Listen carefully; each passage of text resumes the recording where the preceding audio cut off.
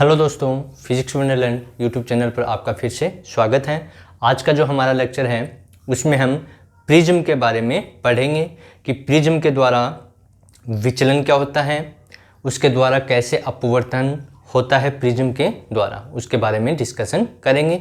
तो आज का हमारा लेक्चर प्रिज्म के ऊपर होगा। तो स्टार्ट करते हैं आज का लेक्चर। तो देखिए, प्रिज्म, सबसे पहले तो हमें पता होना चाहिए प्रिज्म होता क्या है। प्रिज्म होता क्या है उसके बारे में हमें पता होना चाहिए। तो प्रिज्म क्या है? प्रिज्म किसी कोण पर झुके हुए दो अपवर्तक पृष्ठों से घिरे हुए या मध्य घिरे हुए पारदर्शी एवं समांगी माध्यम को क्या कहते हैं? प्रिज्म। यहाँ डायग्राम बना रहा हूँ मैं प्रिज्म का। तो देखिए, प्रिज्म का इस प्रकार से डायग्राम हमें देखने को मिलेगा। उसमें अपवर्तक पृष्ठ कौन से होते हैं उसकी भी यहाँ पर हम चर्चा करेंगे, डिस्कशन करेंगे। तो यहाँ पर हमने जैसे प्रिज्म बना लिया, ये प्रिज्म होगा। इस प्रकार से हमने प्रिज्म बना लिया। तो ये वाला, ये देखिए, ये जो है इधर हम जैसे ड्रॉ कर रहा हूँ मैं इसको, ये और एक ये हो गया। ये इसके क्या कहलाएंगे? ये दोनों इसके अपवर्तक पृष्ठ कहलाते हैं। ये वाला क्या कहलाता है? अपवर्तक पृष्ठ।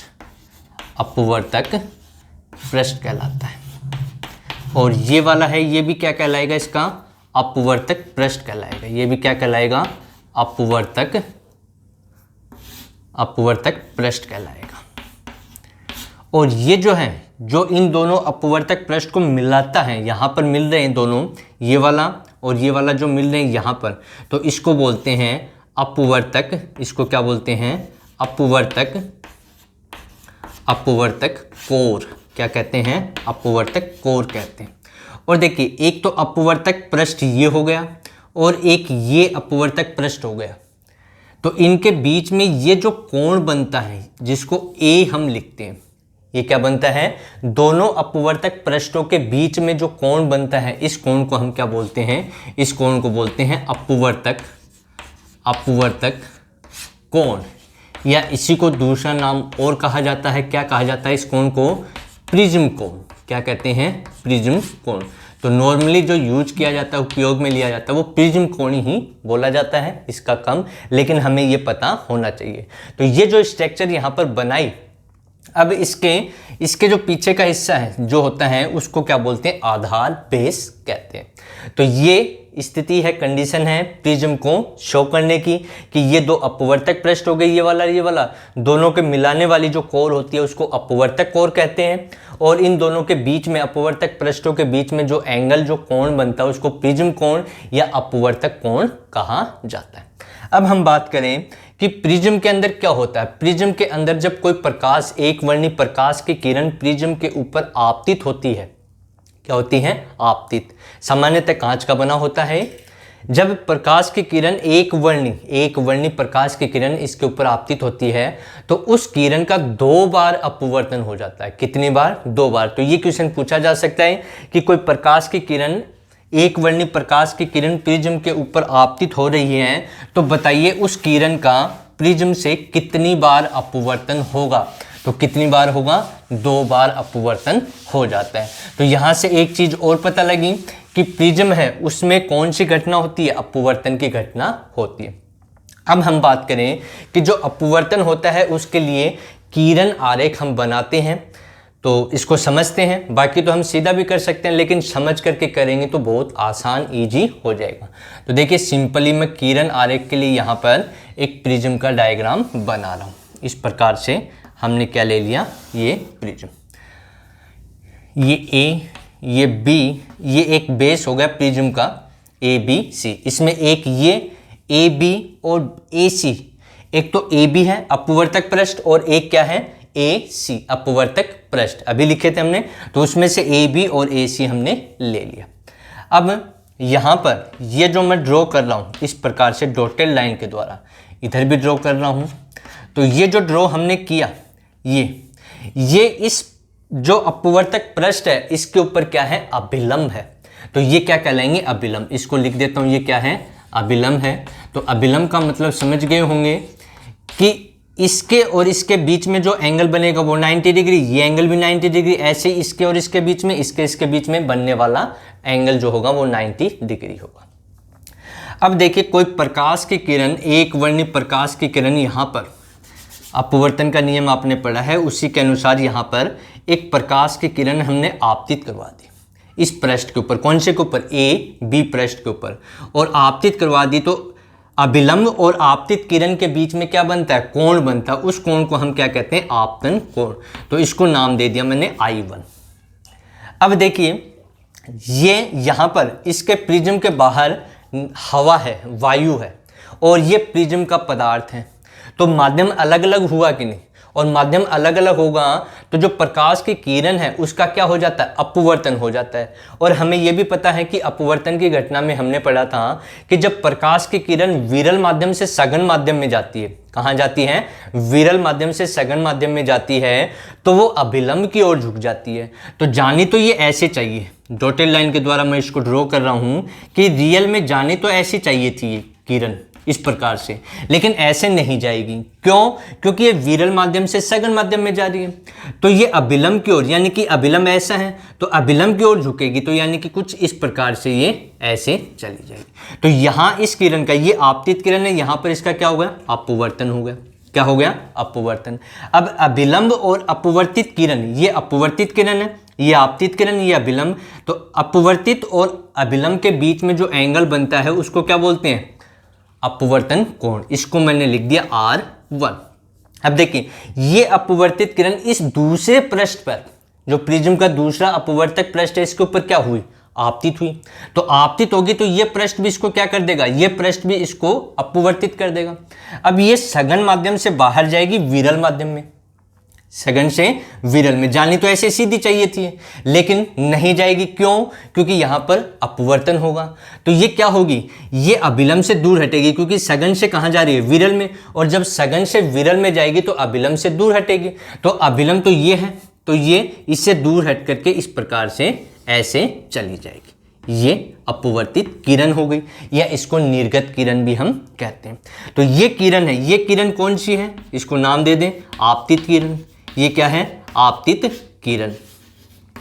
अब देखिए यहां पर कि ये जो किरण है ये इसके ऊपर आपतित हो रही है, इस पृष्ठ के ऊपर। ये अभिलंब है, ये आपतित है, तो यहां एंगल बनेगा जिसको क्या कहा जाएगा, आपतन कोण। इस पृष्ठ के लिए क्या कहा जाएगा, आपतन कोण।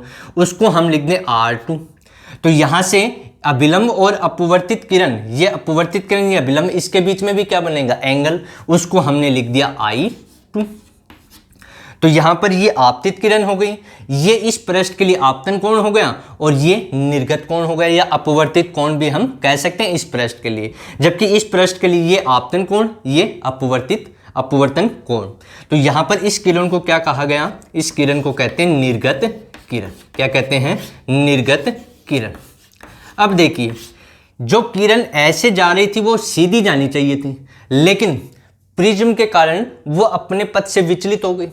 अब इस किरण को हम यदि पीछे की ओर बढ़ाएं इस प्रकार से, तो ये दोनों किरणें देखिए, ये किरण और ये किरण यहां पर मिल रही हैं, इस पॉइंट के ऊपर यहीं तो मिल रही है।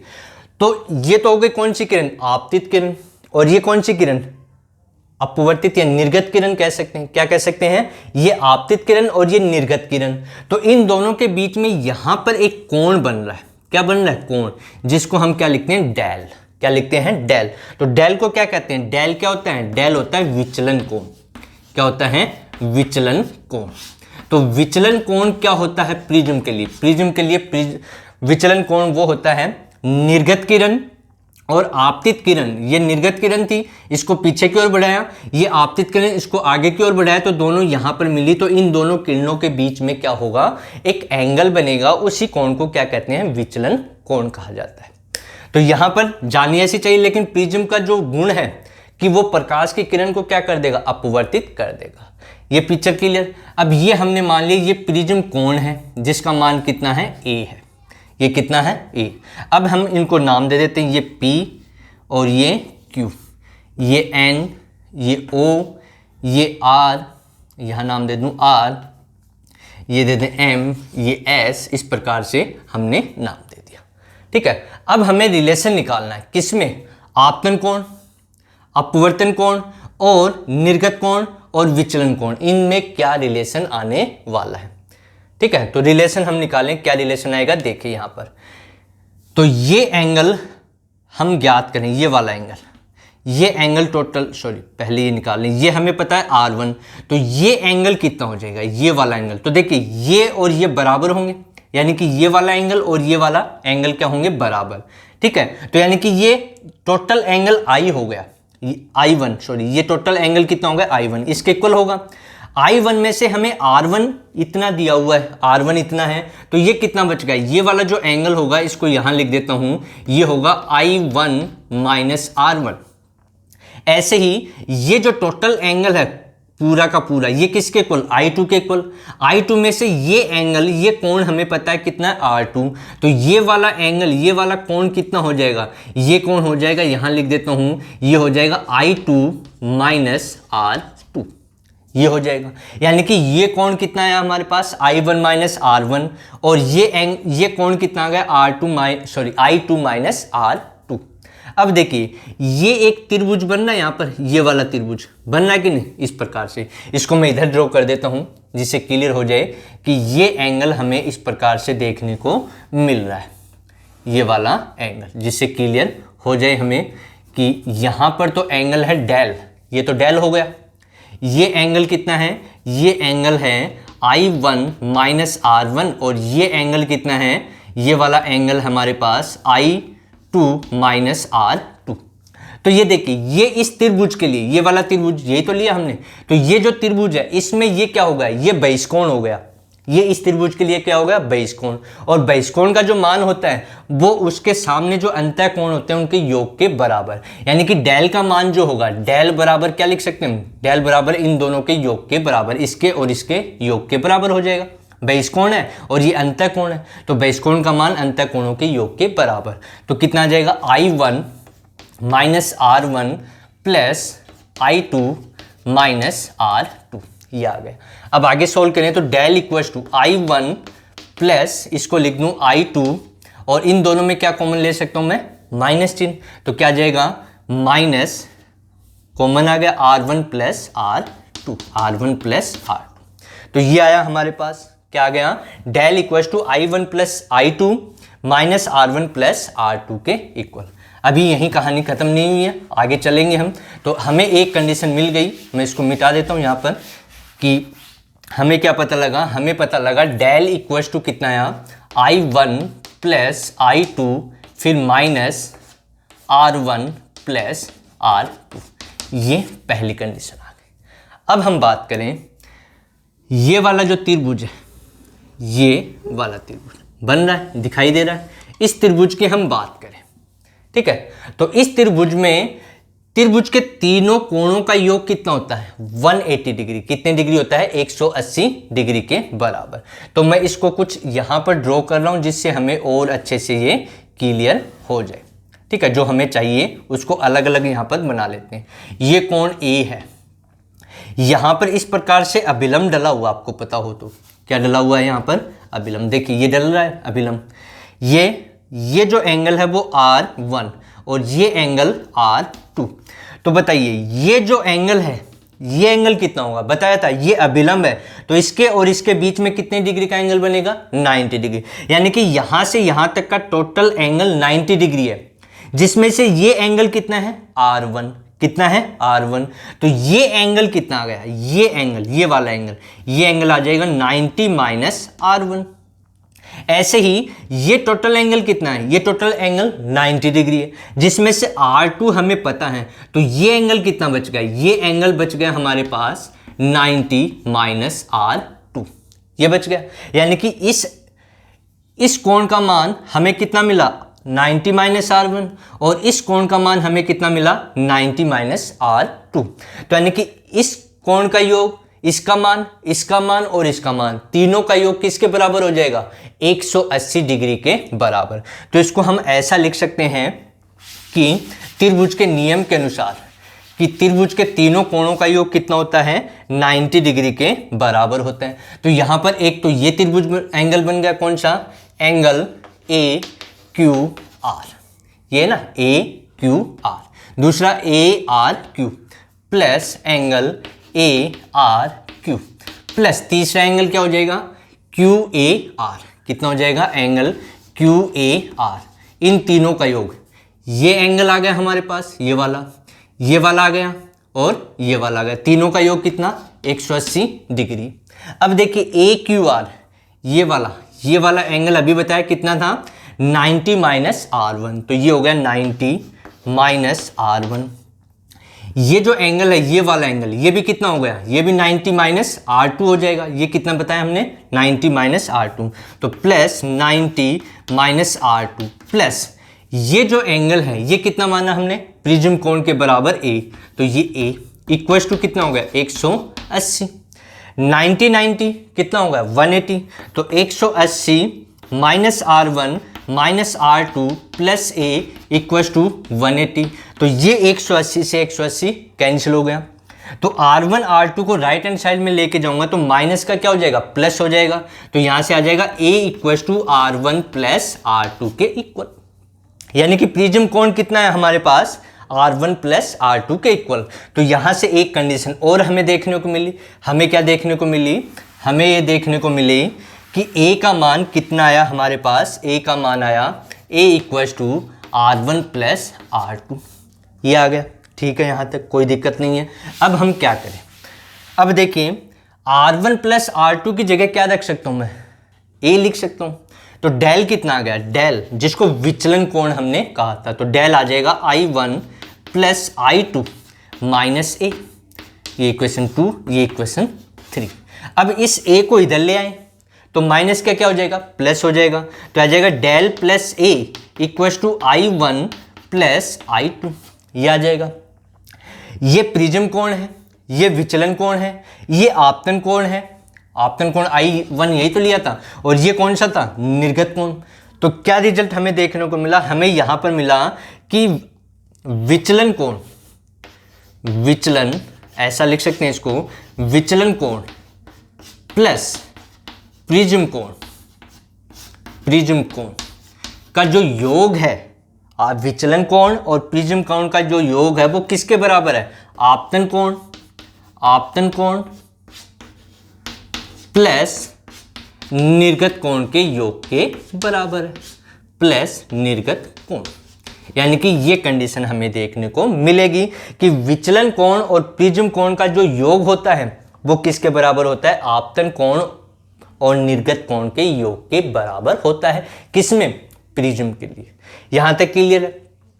अब हम बात करें न्यूनतम विचलन कोण क्या होता है, किसकी बात करें, न्यूनतम विचलन कोण की हम बात करते हैं। तो विचलन कोण तो पता लग गया, विचलन कोण क्या है, आपतित किरण और निर्गत किरण के बीच में जो कोण बनता है उस कोण को, उस एंगल को हम क्या कहते हैं, विचलन कोण कहते हैं। यानी कि जो प्रकाश की किरण है वो विचलित हो जाती है, अपने पथ से क्या हो जाती है, विचलित, क्योंकि वो विरल माध्यम से कहाँ जा रही है, सघन माध्यम में, और वो विचलित होती है 2 बार, क्योंकि उसका अपवर्तन कितनी बार होता है, 2 बार होता है। तो हमारे पास जो कंडीशन आई वो लिख देते हैं, del plus A equals to I1 plus I2। एक तो ये कंडीशन आई। एक कंडीशन हमारे पास क्या आई, एक कंडीशन ये आई, del equals to I1 plus I2 minus R1 plus R2 plus R2, ये कंडीशन आई। एक कंडीशन हमारे पास आई है R1 प्लस R2 बराबर A। ये 3 कंडीशन हमने अभी तक पढ़ी। अब हम बात करें न्यूनतम विचलन, न्यूनतम विचलन, न्यूनतम विचलन की स्थिति वो कब समझ में आएगी, वो हमें समझ में आएगी जब हम ग्राफ बनाएंगे, ग्राफ से हम उसको समझेंगे। तो ये देखिए हम ग्राफ बनाते हैं। ग्राफ किस किस के बीच में बनाते हैं, यदि आपने प्रैक्टिकल किया होगा प्रिज्म वाला तो आपको याद होगा, और नहीं किया तो जब करोगे तो और अच्छे से क्लियर आपको हो जाएगा।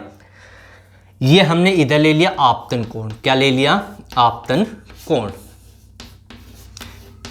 जिसको मैं लिख रहा हूँ आई।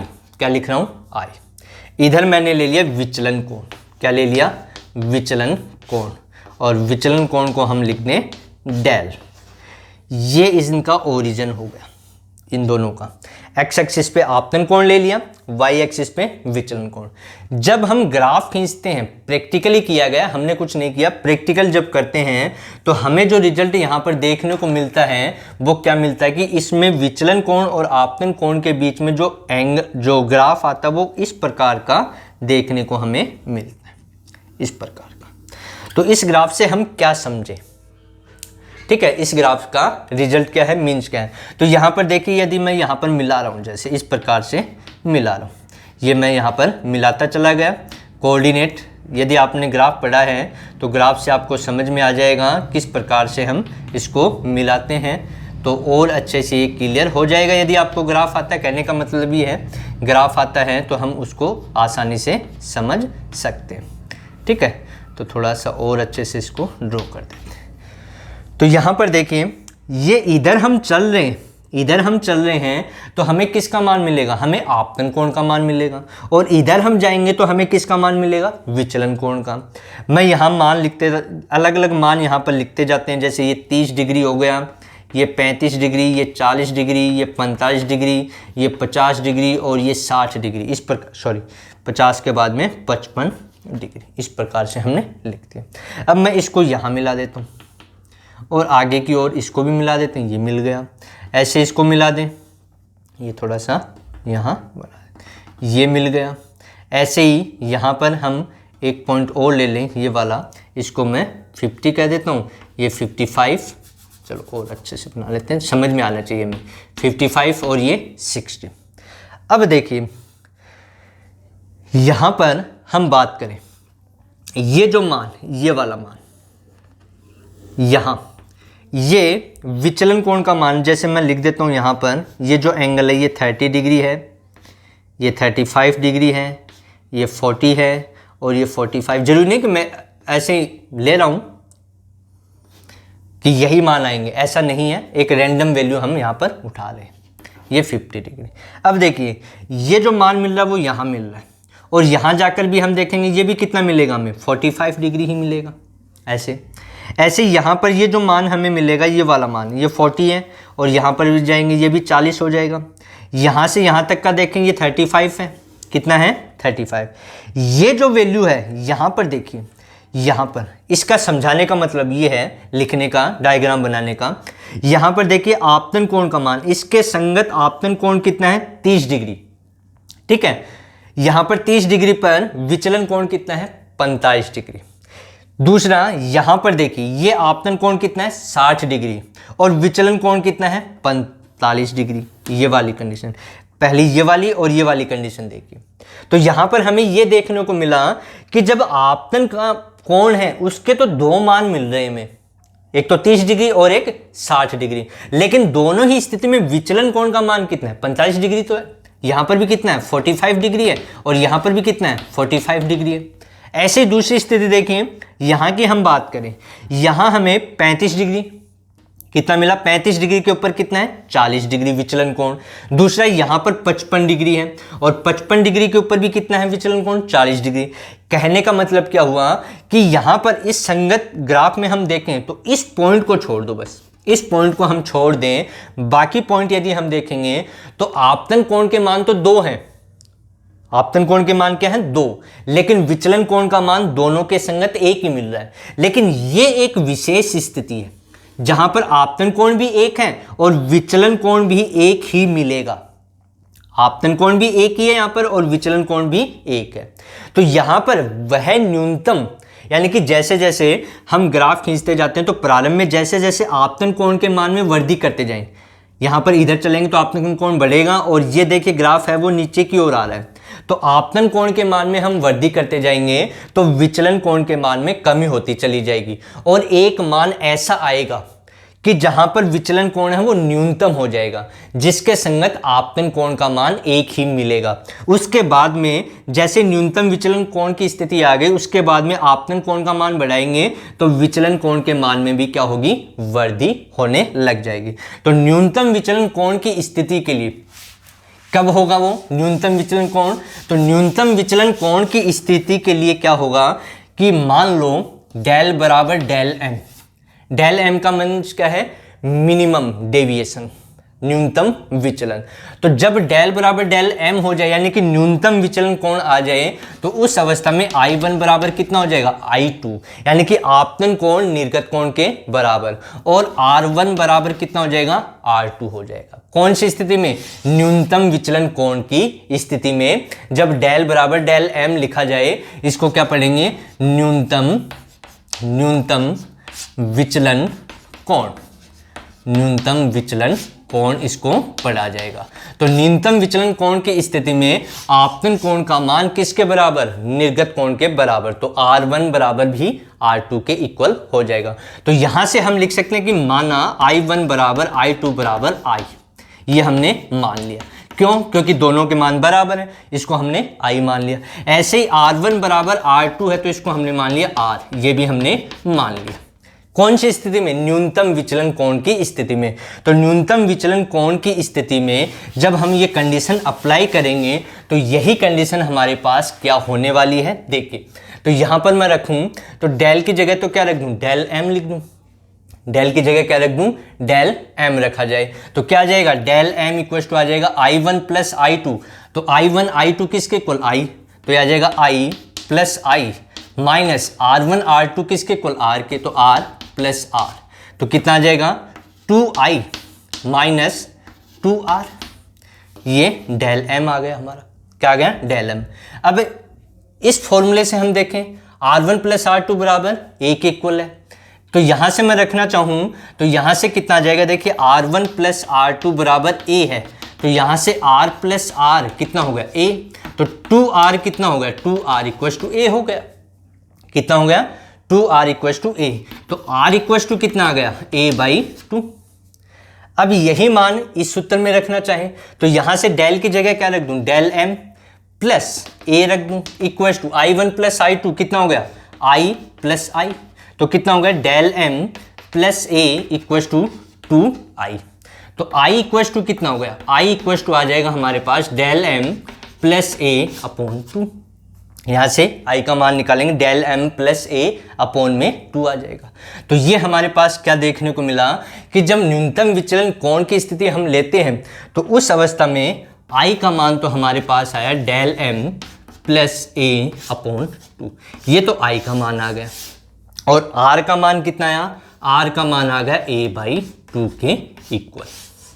ये स्थिति हमें देखने को यहाँ पर मिल रही है। कौन सी स्थिति में? न्यूनतम विचलन कोण की स्थिति में। और न्यूनतम विचलन कोण किसी भी प्रिज्म के लिए उसका एक ही मान होता है, जहाँ पर आपतन कोण और विचलन कोण एक ही मान मिलते हैं। बाकी अलग अलग आपतन कोण लेंगे तो आपतन कोण के 2 मान मिलेंगे, लेकिन वहाँ पर जो विचलन कोण है उसका मान 1 मिलेगा।